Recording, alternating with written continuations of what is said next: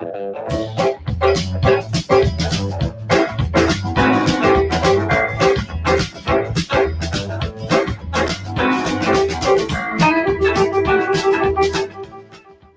sí, ¿cómo están? Buenas noches, buenos días, buenas tardes, según el lugar del planeta en donde estén ubicados. Empezamos un nuevo programa de Curiosos en el Aire. Y en el programa de hoy, que tenemos dividido en dos programas, dos programones. Uno, hablando sobre la historia de la Navidad y algunas cositas que por ahí no conocíamos sobre la Navidad, que es una tradición tan cambiante. Sí, una tradición tan cambiante.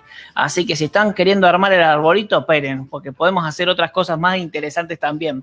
O podemos sumarle cosas interesantes también. ¿Por qué no? Y en la segunda parte del programa de hoy vamos a tener una nota a Cristian Barrios, con quien vamos a meternos dentro de un órgano de tubos gigantesco que tenemos, un patrimonio único, una joya que tenemos escondida en nuestro patrimonio. Así que no se pierdan nada del programa de hoy. Primera parte, hablando sobre las otras navidades. La segunda parte, música en el templo. No se me pierdan. Vamos, los espero en un ratito. Es tiempo de contarte esas anécdotas bien cordobesas. Curiosos en el Aire. Sebastián Zapata va descubriendo rincones, historias y lugares cordobeses. Curiosos en el Aire. Conexión Centro. Salí a tomar aire.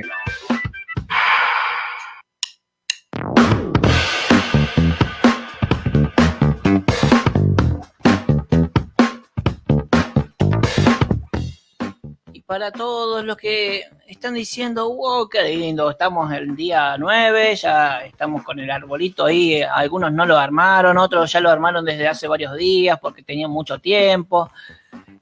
Vamos a conocer algo de dónde sale esta idea de que tengamos un arbolito, porque ¿por qué hay un arbolito de Navidad? Siendo que estamos en el hemisferio sur, que acá hace calor, que los pinos no son representativos de nuestros, tampoco un reno, aunque tengo algunos vecinos que sí, tampoco un Papá Noel que venga tan abrigado, y pobres los que tuvieron que hacer en algún momento sus vidas de Papá Noel, que de hecho a mí también me tocó en un momento, pobres de los que tienen que hacer de Papá Noel en algún momento, porque se tienen que poner tantos abrigos, el sombrero y ese Papá Noel que es tan raro, ¿no? Porque, a ver, ¿por qué no uno con bermudas? Bien, vamos a ver quién es Papá Noel, quién es Santa Claus, quién es San Nicolás, quién es el viejito pascuero, si es que están de Chile. Vamos a descubrirlo. Y la historia, para empezar a descubrir a este personaje, nos vamos a tener que viajar en el tiempo hasta el siglo III, ¿sí? Entre el siglo III y el siglo IV, con la historia de San Nicolás. ¿San Nicolás de dónde? ¿San Nicolás de Bari, dijeron por ahí? No, San Nicolás de Mira, quien va a ser uno de los primeros en festejar las primeras Navidades. Porque, en realidad, la elección de las fechas del calendario cristiano fueron, en algunos casos, muy arbitrarias y fueron tomadas para poder llevar adelante y tener un festejo propio, y eso también lo vamos a conocer. Vamos a ver sobre las primeras Navidades. En sí dice, la historia no registra cuándo se celebró la primera Navidad, pero probablemente fue en algún momento entre el siglo IV después de Cristo, o sea, ya en tiempos que existía San Nicolás, y en tiempos de Constantino, que Constantino va a ser el gran emperador del Imperio Romano de Oriente, que va a ser el gran transformador. Y a San Nicolás lo vamos a ver, me gusta mucho una iglesia que hizo de San Nicolás en Córdoba, que está en Cruz de Caña. ¿Conoces Cruz de Caña, Dieguito?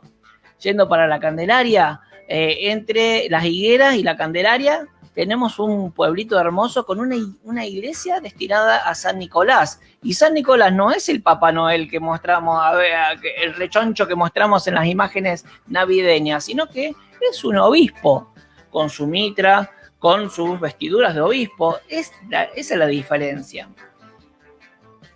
Pero claro, ¿por qué se elige el 25? Sepan que el 25 de diciembre no fue cuando nació Jesús. Y hay varias cuestiones al revés. Primero, la fecha elegida fue elegida porque justo coincidía con varios festejos romanos, por ejemplo la Saturnalia, que se celebraba entre el 17 y el 24 de diciembre, acuérdense de esos antiguos calendarios. Se piensa que en el siglo II fue Hipólito quien probablemente el que propone esa fecha, basándose en el Nuevo Testamento, cuando nos dice una frase que dice: algunos pastores que permanecen en los campos vigilando el rebaño por la noche. Uno dice, ¿pero qué tiene que ver eso? Bueno, si estaban los pastores cuidando el rebaño afuera y no dentro de un corral, quiere decir que lo estaban haciendo en primavera o verano, lo cual el hemisferio norte tiene que ser entre junio, julio o agosto. Así que era imposible que sea un 25 de diciembre cuando por los fríos los animales tendrían que estar dentro de un corral o de algún lugar cerrado. Así que es posible que la elección de la fecha haya sido porque ya existían unas fiestas. Los cristianos, los católicos, tienen la costumbre de decir son fiestas paganas las que había. Bueno, esas fiestas paganas eran las fiestas que existían, las fiestas reales. Y es así como nuestro San Nicolás, este hombre nacido en Mira, que es una ciudad que hoy está en Turquía, pero en ese momento estaba en el Imperio Romano de Oriente, lo que muchos llamamos erróneamente el Imperio Bizantino. San Nicolás era más conocido como Nicolás de Mira. Nacido aproximadamente en el año 270 de la era cristiana. La familia tenía una excelente posición económica y eran devotos cristianos. Vivían en lo que hoy es Turquía, pero sus padres fallecieron víctimas de la peste, siendo Nicolás adolescente. Él heredó una gran fortuna, y esa misma fortuna, por su gran vocación religiosa, por su gran devoción, esa misma fortuna la va a querer empezar a donar a diferentes causas. La leyenda habla que en una disputa entre sacerdotes que lo encontró a Nicolás en el momento preciso y en el lugar indicado. Había muerto un obispo en Mira y no se ponían de acuerdo con quién debía ser su reemplazante, hasta que alguien ya cansado dijo: el primer sacerdote que entre por esa puerta será obispo. Y fue la casualidad que justo volvía Nicolás, que había ido a visitar Tierra Santa para conocer el lugar donde nació Jesucristo, y justo en ese regreso, al abrir la puerta del templo, se encuentra con la sorpresa que lo habían designado obispo. Está bien que esta leyenda es una leyenda como muchas otras. Acuérdense que muchas veces las biografías se escriben varios siglos después de lo que sucede. Así que en el caso de este obispo, esta designación yo creo que tiene más que ver con la plata que él termina donando a la iglesia que con lo que verdaderamente fue ese momento fortuito. Bueno, este obispo termina muriendo el 6 de diciembre del año 343. Ahora, ese 6 de diciembre va a ser el día de San Nicolás, día que van a instalar como día de este santo. En el santoral lo ubican ahí. Va a ser patrono de los niños, de los marineros, de los mineros, de los mercaderes, patrono de los arqueros, patrono de los ladrones arrepentidos, y tiene que ver porque este obispo ha hecho muchos milagros en vida, entre ellos el enviar una carta a Constantino para que Constantino le salve la vida a 3 personas que iban a ser ejecutadas y eran inocentes. Eran 3 ladrones, supuestamente porque lo habían acusado de ladrones, pero él mismo, sin estar en el lugar, le manda un aviso para avisarle a Constantino que eran inocentes. La cuestión es que hizo esa carta, hizo que termine defendiendo, que termine sabiéndose la verdad, y la persona que había robado en serio terminó confesando sus pecados. Por eso que lo nombran patrono de los ladrones arrepentidos. También, a ver, para la gente calamuchita, patrono de los cerveceros, patrono de los panaderos, de los viajeros y de los estudiantes. O sea, tiene de todo. Los 6 de diciembre tienen para festejar todo el mundo. Así nomás. Y el más raro de todos es un milagro, porque él, todos los milagros que hacía lo hacía en vida. Pero hay uno muy extraño que tiene una historia con 3 niños. En uno de los viajes que estaba haciendo con otros sacerdotes, paran en una especie de fonda donde podían comer y pasar la noche. O sea, no había mucha gente, solamente el que atendía. Y en un momento, bueno, llega el momento de la cena, les sirve la comida. Cuando les sirve la comida se encuentran con que los platos, este mismo Nicolás descubre que como las lonjas de carnes eran restos de niños. El fontanero había asesinado y había descuartizado a los niños y se los había dado de comer. O sea, no solamente asesinó, sino que también era un caníbal. Inmediatamente, más allá de que mandaron a apresar a ese hombre y demás, inmediatamente Nicolás tomó todos los restos de los niños, los puso en una cubeta, se los llevó a una pequeña bodega y se pusieron a rezar. Rezaron y rezaron durante un largo tiempo hasta que finalmente en un momento salieron los 3 niños de la cubeta vivos y agradeciéndoles por haberles salvado la vida. Una de las historias rarísimas de nuestro San Nicolás. Pero bueno, una vez que él muere, inmediatamente se empieza a divulgar todas sus historias por toda la región. Era muy famoso antes de morir. Cosa que muchas veces pasa, que los santos se hacen más famosos a partir de su muerte. En este caso no, ya era muy reconocido. Y también era reconocido por regalar cosas a los niños. Supuestamente organizaba algunos bacanales en los que podían venir todos los niños del pueblo a comer, siempre llegando la fecha del nacimiento. Por eso que se dice que él se hizo que se festeje por primera vez lo que es la Navidad. Tras la invasión musulmana del Imperio Otomano de Oriente, estamos hablando del año 1270, después de su muerte, un grupo de fieles sacó de la ciudad a escondidas las reliquias de este santo y las llevó a otra ciudad, la ciudad de Bari. Y de ahí que nosotros lo conocemos hasta el día de hoy como San Nicolás de Bari. Y acá la historia empieza a cambiar, porque ya no solamente va a ser Nicolás, sino también vamos a empezar a conocer a otros que van a ser la misma persona. Y ahí vamos. Eran tiempos difíciles y esos relatos orales solidificaban a la comunidad y a la construcción de héroes o santos que hacían necesaria más allá de la precisión de los datos biográficos.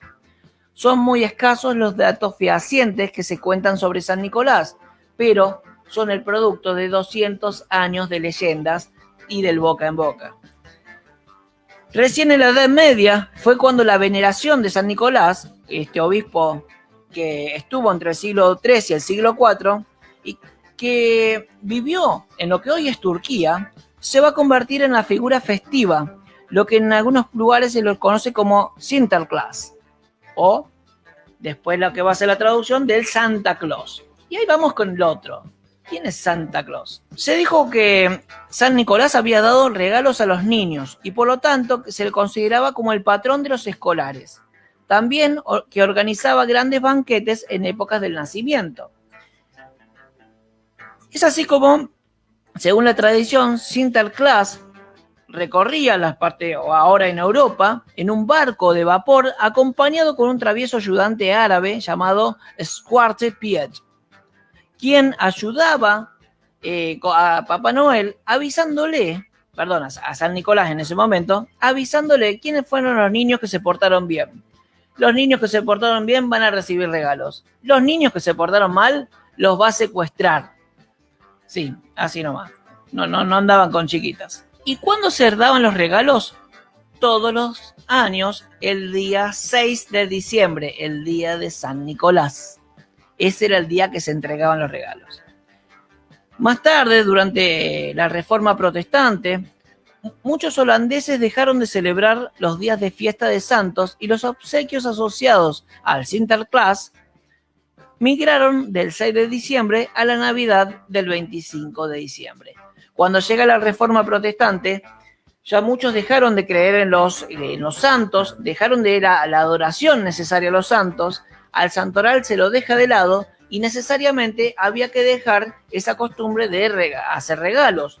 Entonces ya no se pudo hacer más fiestas públicas y los protestantes tuvieron que, incluso por un tiempo, en el 1600, tuvieron que suprimir la Navidad.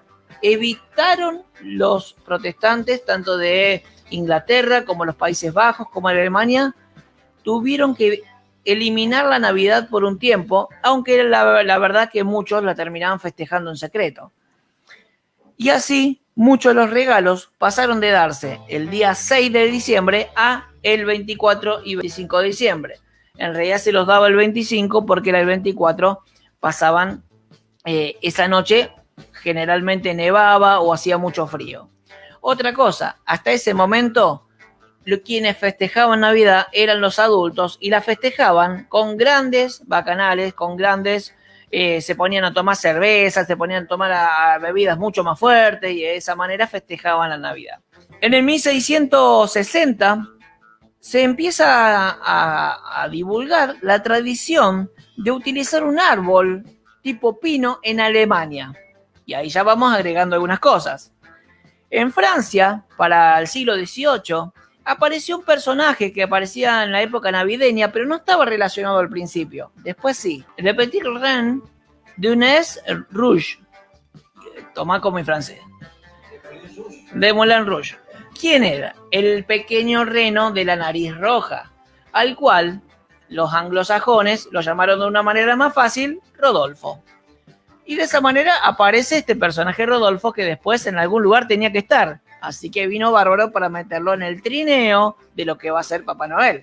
Pero sigamos con San Nicolás, porque todavía se sigue llamando San Nicolás. Lo de Santa Claus proviene de la condición de santo, primero, porque en realidad era Sant, y el diminutivo del nombre alemán de Nikolaus, de que es Niklaus. El diminutivo sería Klaus. Por lo cual, el Santa Claus va a ser un diminutivo de la versión en alemán y también una mezcla que van a hacer los holandeses con el nombre que le van a llamar, en el nombre reducido, que es Sinterklaas. Por lo cual queda el nombre como Santa Claus. ¿Cuándo se empezó a decir? Recién, cuando una colonia de holandeses se establece en Nueva York, va a haber un escritor, un periodista, Washington Irving, que va a deformar el Santa Claus y le va a dar el nombre de Santa Claus. Ya estamos hablando recién principios del siglo XIX. En la obra Chickenpoker, History on the New York, Irving, maté eso, y no pusiste meme nada. Irving satiriza, entre otras cosas, a la enorme colonia holandesa que hay en New York y convierte a Santa Claus en alguien llegado en barco del viejo continente que reparte regalos a los chicos lanzándolos por las chimeneas. Ahora, Irving es el primero que lo describe y le da un nombre. Después, en 1823, en un poema llamado Una visita de San Nicolás, que de Clement Clark Moore, fue publicado en los Estados Unidos y se contribuyó a la difusión de Santa Claus, y en este punto ha funcionado en serio ya con el Sinterklaas holandés, con una personificación totalmente diferente a la que se venía dando del obispo. Ya no era un hombre con una mitra. Lo que hicieron fue empezar a dibujarlo diferente. Sacaron la mitra, le pusieron un gorro de invierno y le empiezan a quitar algunas vestiduras, por ejemplo, las vestiduras que tiene de obispo, y la imagen es un hombre de barba, ya más regordete, ahí está, más regordete, más inflón, y que las vestiduras y la forma que lo dibujaban parecía más un duende. Esa misma imagen donde se lo ve regordete y más parecido a un duende, porque encima incluso hasta fumaba, y que era el que encargado de repartir los regalos en tiempos de Navidad. El gran éxito, Un cuento de Navidad, de Charles Dickens, de 1843, contribuyó en gran medida a popularizar la Navidad. De hecho, prácticamente en todo el libro, en todo momento se está diciendo una frase que se dice por primera vez en la historia: ¡Feliz Navidad! Si nadie vio o nadie leyó a Charles Dickens, les digo, todos los especiales, pero todos los especiales de Navidad que existen, de Los Simpsons, de cualquier película que haya de Estados Unidos, esa es la que un hombre comete un error y en Navidad se queda solo y aparece el fantasma de la Navidad a decirle que hizo todo mal. Todo eso sale del mismo cuento de Charles Dickens, Un cuento de Navidad. Y Charles Dickens es el que instala por primera vez todas las costumbres que después repetimos hasta el día de hoy. Algo que contribuyó mucho y que seguramente muchos confundan es el tema de la Coca-Cola. Muchos dicen, nosotros festejamos en la Navidad con Papá Noel vestido de rojo, con el Papá Noel barbudo, gordo, gracias a la Coca-Cola. Y eso no es cierto hasta ahí nomás, porque en 1931 Coca-Cola va a encargar los dibujos de una campaña a un ilustrador descendiente de suecos llamado Haddon Sundblom, quien definitivamente le va a dar los rasgos que tiene hasta el día de hoy este anciano llamado Santa Claus. Ahora, este mismo anciano, este mismo dibujo, Coca-Cola no es la que nos trajo acá, pero sí es verdad que es la que lo divulgó por todo el mundo, porque nosotros hasta ese momento se festejaba de otra manera. Yo estuve viendo algunas notas que escribieron, hay una nota en Infobae que muy interesante, que habla sobre todo del proceso de Navidad, en el cual desestiman esta idea porque ya en 1900 ya existía el Papá Noel gordo con un traje rojo, pero Coca-Cola va a utilizar el rojo de su campaña y va a aprovecharlo y lo va a divulgar por todo el mundo. Ahora, ¿cómo se festejaba antes? Antes de empezar de tener este Papá Noel, nosotros teníamos la opción de el niño, porque se festejaba el nacimiento del niño. Y en el nacimiento del niño teníamos, por ejemplo, la representación de los fanales, que ya hicimos un programa anteriormente, que después les voy a poner ahí abajo la descripción para que puedan ir a ver el programa completo, en el cual se ubica en el centro el niño y en los alrededores del niño ofrendas. También otra cosa que vamos a poder descubrir es el pesebre, en la cual en el nacimiento tenemos la imagen del niño, María, José y todos los invitados, incluso animales que están alrededor del pesebre. Hay millonadas de formatos que tenemos de los pesebres. Algunos que son bordados, algunos que son en cuadros, pero lo más común es tener imágenes de bulto hechas en yeso para conformar el pesebre en 3D que va a ir muchas veces debajo de este arbolito, pero en realidad el pesebre de por sí mismo era lo valioso. ¿Y en el pesebre a quién están? En el pesebre tenemos a María, el niño que se pone ya el 25, a María, José, está todo lo que es ese lugar donde terminan haciendo el niño porque no había espacio donde poder ubicarse dentro del Belén. Y tenemos algunos personajes, ¿no? Los Reyes Magos, tenemos algunos animalitos. Pero en el mundo hubo quienes se animaron a empezar a agregar más personajes. Tanto que hay representaciones que llegan a ser la ciudad completa. Y esa representación de la ciudad completa incluye todos los animales que haya en la ciudad. ¿Podemos poner unos 15, 20, 30, 40 animales? Sí, es posible. Podemos poner a todas las familias, incluso los que están trabajando, un herrero que está trabajando en su espacio, un carpintero que está arreglando una verja, gente que está trabajando en el campo. Están todos los que fueron a ver el nacimiento, mostrando cómo hubo mucha gente que se acerca al nacimiento. Hay incluso hasta una familia que se está yendo de Belén porque se enteró de que habían mandado enviar a matar a todos los recién nacidos. Así que hay una familia yéndose, hay unos viajeros que están llegando y hay una figura muy particular que también está incluida en el pesebre. Y esta figura es la del Caganer. Un hombre que está haciendo caca. Eso que escucharon. Así, claro, tenemos que describir todo lo que está haciendo el pueblo. Eso mismo. Hay alguien que estaba haciendo caca en ese momento y está incluido. Ojo, este pesebre que estoy nombrando ahora, y sobre todo la figura del Caganer, es de los pesebres catalanes que llegan a tener más de 190 piezas. En las 190 piezas se incluye también la figura de un hombre que está haciendo caca, porque claro, no es que es captar una imagen de un momento y en ese momento alguien tenía que estar defecando. El Caganer se volvió tan famoso, incluso también hubo una especie de tronco que también surgió, que lo empezaron a reproducir en muchos lugares.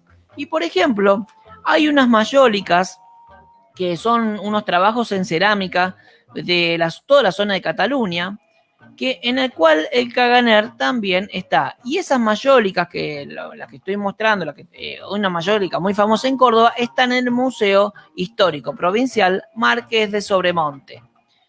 El Caganer es un hombre que está haciendo sus necesidades, pero no sé si decir picardía, pero sí esa forma de necesidad de mostrar lo que era la realidad, llevó a mostrar esta imagen. Ahora el Caganer después no solamente se lo hizo en todo lo que es el arte en los azulejos, sino también se lo empezó a llevar a otros artes, no solamente en el pesebre. Ahí tenemos lo que se puede ver, el hombre con los pantalones bajos y haciendo sus necesidades. También todo lo que es el arte de los azulejos catalanes, que la idea es mostrar todos los oficios. De hecho, los rajolis de Sofís son diferentes oficios marcados que se vendían y hasta el día de hoy se siguen vendiendo con azulejos muy especiales. Y lo más llamativo es que hasta el día de hoy no solamente se venden los azulejos, sino que se empiezan a vender muñequitos, pequeños muñecos que ya no son del pesebre nomás, sino que son Caganers. Y lo que más me interesó es que no solamente hay de España, de lo que es Cataluña, de Europa y también de Argentina, porque tenemos representantes argentinos. Por ejemplo, el mismísimo Maradona, el Papa Francisco, Cristina Kirchner y el último que salió, que es el que habla de ni más ni menos que Mauricio Macri. O sea, personajes que están en sus posturas comunes, pero que con los pantalones bajos y haciendo caca, con incluso el montoncito de caca en el piso. Es muy gracioso, pero a la vez hay que entender que esto es parte de una cultura y que hasta el día de hoy en Cataluña se venden y es como el souvenir más reconocido de Cataluña. Bueno, llamativo. Hay formas más raras de festejar la Navidad. Yo no sé si tendríamos algún Caganer para meterlo adentro de nuestro pesebre, pero bueno, es una forma diferente. ¿Les gusta el programa? Bueno, se viene ahora en el que viene. Esperen que antes voy a decir algunos mensajes. A ver, no lo ve. Graciela me dice, hay una leyenda. A ver. Hay una leyenda que habla de un matrimonio que no podía tener hijos. Después de mucho tiempo, la señora queda embarazada y nace su bebé el 24 de diciembre. El papá, con mucha alegría, bajó la montaña en un trineo lleno de regalos para los niños del pueblo. Ese no lo conozco, pero eso debe ser una leyenda. Yo no me acuerdo si eso no lo escuché como una leyenda alemana, pero puede ser, porque acordate que las leyendas se van conformando. Bueno, entonces, el Santa Claus es por la traducción alemana y es la mezcla de la traducción alemana con la traducción holandesa adaptada a Estados Unidos, en Nueva York. Y el Papá Noel es ni más ni menos que una palabra portuguesa. O sea, papá es por padre y Noel es como llaman en Brasil y en Portugal al nacimiento. O sea, el padre del nacimiento, quien aparece en el nacimiento. Eso es la idea del Papá Noel. Ahora, lo que hacen en Chile con eso que llaman el viejito pascuero, jamás, pero jamás lo voy a entender.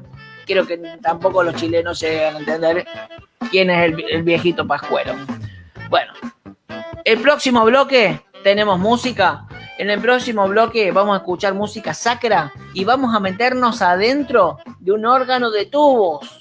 ¿Alguna vez lo hicieron? Bueno, los espero.